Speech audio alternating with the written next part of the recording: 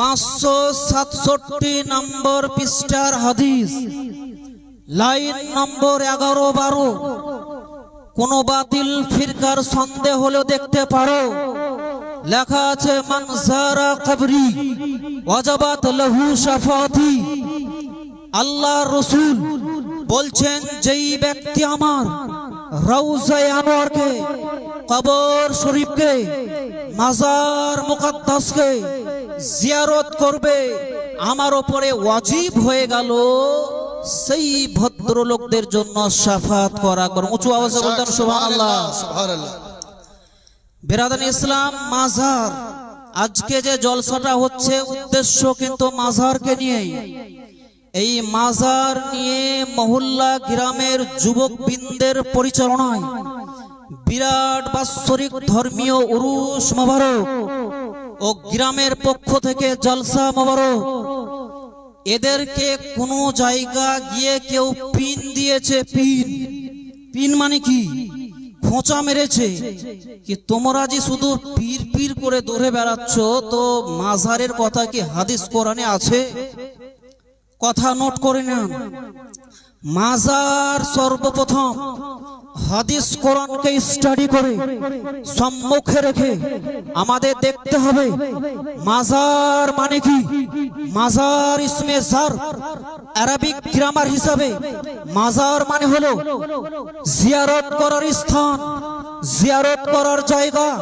বেরাদান ইসলাম, ইসলামের ইতিহাস প্রমাণ দিচ্ছে ইবলিস শয়তানের মাজার হবে না, নমরুদের মাজার নেই, ফেরাউনের মাজার নেই, আবু জেহেলের মাজার নেই, উতবা শৈবার মাজার নেই, আবু লাহাবের মাজার নেই, ইয়াজিদ পাপীর মাজার নেই। কিন্তু বেরাদার, কোরআন হাদিস সহ ইসলামের ঐতিহাসিকগণ কলম ধারণ করে এক বাক্যে লিখেছে আপনার হযরতে পৃথিবীর যিনি সর্বপ্রথম মানব হযরতে আদম সফিহুল্লাহ পয়গম্বর, উনার মাজার শরীফ আছে। হযরতে মুসা কালিমুল্লাহ পয়গম্বরের মাজার আছে। হযরতে ইব্রাহিম খলিলুল্লাহ পয়গম্বরের মাজার আছে। হযরতে ইসমাইল জাবিহুল্লাহ পয়গম্বরের মাজার আছে। বড় পীর আব্দুল কাদের জিলানী ও গিলানীর মাজার আকদাস আছে। বিরাদার ইসলাম, ভারতের রাজা, হিন্দুস্তানের খাজা, যাকে যৌথভাবে পৃথ্বীরাজ বাদশা দিতে পারেনি কোন প্রকারের সাজা, তার মাজার আছে। মুজাদ্দিদ আল ফেসানির মাজার আছে। আলা হযরতের মাজার আছে। মুফতি আজমিদের মাজার আছে। হুজুর আখতার রাজা তাজুল শরিয়ার মাজার আছে। বহুল্লা গ্রামের সরজমিনে পশ্চিম বাংলার ধরতিতে এই জলসার সাইডে আউলিয়ার মাজার আছে। সুবহানাল্লাহ, সুবহানাল্লাহ, মাশাআল্লাহ। বুঝতে পারা গেল মাজার শয়তান লোকের হয় না, পাপী লোকের হয় না, বেঈমানদের মাজার হয় না, মুশরিকদের হয় না, কাফেরদের হয় না, কোন ওয়াহাবীর হয় না, বাতিল ফিরকার মাজার হয় না। মাজার হয় কেবল আহলে সুন্নাত যুক্ত যারা আউলিয়ায়ে কেরাম, নাম্বিয়ায়ে কেরাম, সাহাবায়ে কেরাম, পাক পাঞ্জাতন, তাহাদেরই মাজার হয়। বেরাদার ইসলাম, আপনি আমি সকলেই শুনে আসছি আল্লাহওয়ালা, বহু আমরা বলছি আল্লাহওয়ালা। আল্লাহওয়ালা মানে কি? আল্লাহওয়ালা কাকে বলা হয়? আল্লাহওয়ালা মানে মহল্লা গ্রামে সকাল বেলায় দেখবেন আলু বিক্রেতা টলিতে করে শাকসবজি নিয়ে ফসল আলু বিক্রি করতে আসে। আলুওয়ালা মানে কি? আলুওয়ালা মানে যার কাছে আলু পাওয়া যায় তাকে বলা হয় আলুওয়ালা। যার কাছে শাক পাওয়া যায় তাকে বলা হয় শাকওয়ালা। যার দোকানে চা প্রাপ্ত হওয়া সম্ভব হয় তাকে বলা হয় চাওয়ালা। যার কাছে প্যান্ডেল ভাড়াই পাওয়া যায় তাকে বলা হয় প্যান্ডেলওয়ালা। যার কাছে মাইক ভাড়াই পাওয়া যায় তাকে বলা হয় মাইকওয়ালা।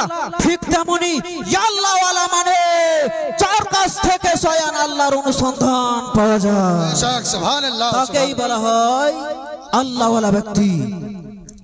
এই আপনার 11,000-এর কারেন্ট তার জয়েন করা আছে বিরাট বড়, ট্রান্সফরমার, তার কাছে আপনার একটা সাদা রঙের বোর্ড, তার উপরে লাল বর্ণের অক্ষরে লেখা ডেঞ্জার, খতরা, সাবধান। তাহার মানে কি?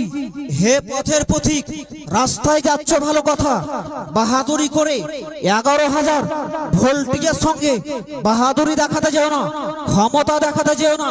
কারণই হচ্ছে তোমার যদি প্রয়োজন থাকে 11,000 থেকে তার থেকে কানেকশন করে তোমার বাড়িতে নিয়ে গিয়ে ফ্যান চালার প্রয়োজন হলে ফ্যান চালাও, লাইট চালার প্রয়োজন হলে লাইট চালাও, মোবাইল চার্জের প্রয়োজন হলে মোবাইল চার্জে বসাও।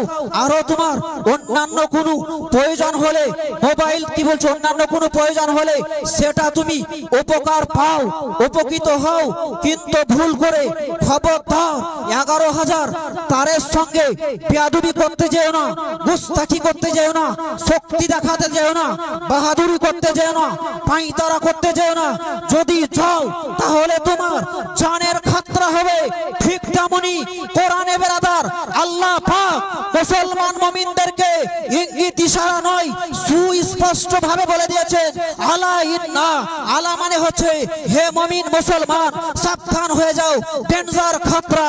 আমার যারা বন্ধু, আমার যারা আউলিয়া আল্লাহ, আউলিয়া কেরাম, তাদের সঙ্গে বেয়াদবি করা, গুস্তাখি করা মানে ঈমানের ক্ষতি হবে। 11,000 তারে যেমন আপনার 11,000 টাওয়ারের আপনার ভোল্টেজ আছে, পাওয়ার আছে, আউলিয়াদের ভিতরে মদিনা ওয়ালা টাওয়ারের পাওয়ার আছে। बेशक सुभान अल्लाह। যার জন্য গুস্তাখি করা, বেয়াদবি করা অনুচিত হবে। আউলিয়াদের ব্যাপারে কটূক্তি ভাষা, তাদের উপরে আঙ্গুল তোলা থেকে দূরে থাকুন, সাবধান থাকুন। যাহারা ভণ্ড তাহারা আউলিয়া হতে পারে না, আর যাহারা আউলিয়া হন তারা জীবনে ভণ্ড হয় না।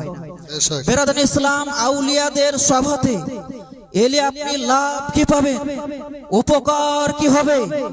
বহু গ্রাম থেকে কেউ চাত্রা, কেউ নলহাটি, কেউ আরো আশেপাশে বসন্ত ফসন্ত থেকে জলসা সবান করার নিয়তে ব্যাগ ঘরে করে, টুপি পকেটে ভরে, অজু বানিয়ে বাইকে, কেউ টোটোতে মহল্লা গ্রামের মাজারে এসছেন।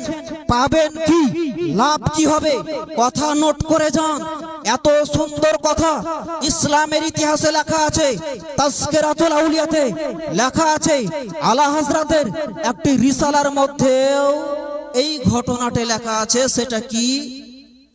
একজন এলাকা জড়িত হিসাবে বিরাট বড় আল্লাহ ওয়ালা, আল্লাহর ওলি পীর সাহেব উনি আছেন। উনি থাকতে থাকতেই ইন্তেকাল করেছেন, মারা গেছেন।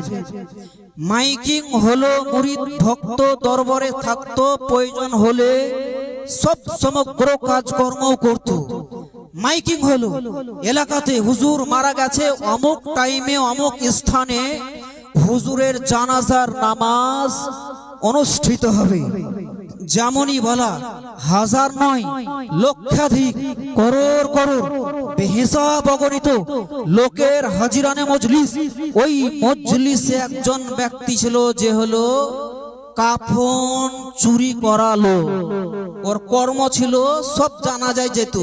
কেন যেত? নেকি পাওয়ার আশায় নয়, কোনখানে কবর দিচ্ছে, কোন মুখে দিচ্ছে, কেমন ভাবে ঢাকছে, দিনের বেলায় সব দেখা, আর রাত্রে বেলায় কবরকে ছেদ ভেদ ফুটো করে ঢুকে সেই মৃত্যু ব্যক্তির বডি থেকে, পুরুষই হোক আর মহিলাই হোক আর মৌলবি সাহেবই হোক আর হাফিজ সাহেবই হোক, কিছু দেখতো না, টাইনে খুলে নিয়ে এসে বাজারে বিক্রি করতো আর টাকা পেত, টাকা পয়সা। এখন তো আর অভাব নেই। মহল্লা গ্রামে যেই দিকে তাকাচ্ছি সুবহানাল্লাহ, 3 তলা 4 তলা বিল্ডিং। আজ থেকে 30 বছর পূর্বে মুরব্বীদের জিজ্ঞাসা করেন, চুলার পাঁজরে হাঁড়ি নিয়ে কান্না করতে হতো দুটো খাবারের জন্য। আজকে সেই অভাব নেই যে কাফন চুরি করে বাজারে বেচতে হবে তবেই অভাব মিটবে, সেটা নয়। যেমনই বেরাদান ইসলাম মুআজ্জাজ সামিনে কেরাম, এই ব্যক্তি আল্লাহর ওলির জানাজায় ছিল, থাকার পর মাটি হলো, কাফন দাফন দোয়া খায়ের কমপ্লিট হলো, হওয়ার পর বাড়ি এসে সব নিজ নিজ গৃহে পদার্পণ করে গেছে। এই টাইমে গভীর রাত্রে নিশি রাতে সেই আল্লাহর ওলির মাজারে কাফন চুরি করার জন্য যেমনই চোর গিয়েছে, আল্লাহর ওলি খপ করে হাতকে ধরে নিয়েছে আর বলতে আছে, তুমি কি আজকে আমার জানাজায় ছিলে না? চোর ভয়ে থরথর করে কাঁপছে আর বলছে, হুজুর অবশ্যই আপনার জানাজাতে আমি হাজির ছিলাম, উপস্থিত ছিলাম। তখনই উনি বললেন, যখন হাজির ছিলে মানে তোমার পূর্বেকার সমস্ত গুনাহ আল্লাহ মাফ করে দিয়েছে, सुभान अल्लाह। সব গুনাহ মাফ হয়ে যাও। যেমনই বলায় চোর বলছে, ও গে মা, গে মা, এত গুনাহ করলাম, এত পাপ করলাম, আর আজকে সব মাফ হয়ে গেল, মানে কম বড় কথা নয়। সেই দিন থেকে দুটো কান ধরলো, তওবাতুন নাসুহার মতো আন্তরিক ভাবে তওবা করলো জীবনের পাপের গুনাহের, আর সেই ব্যক্তি একজন মুমিন মুসলমানে পরিণত হলো। তাহলে আল্লাহর ওলিদের জানাজাতে গিয়ে এটাই বুঝতে পারলাম যে লাভ আছে, উপকার আছে। দ্বিতীয় কথা এটা বুঝতে পারলাম, যাহারা বলে যে মানুষ মরে গেছে,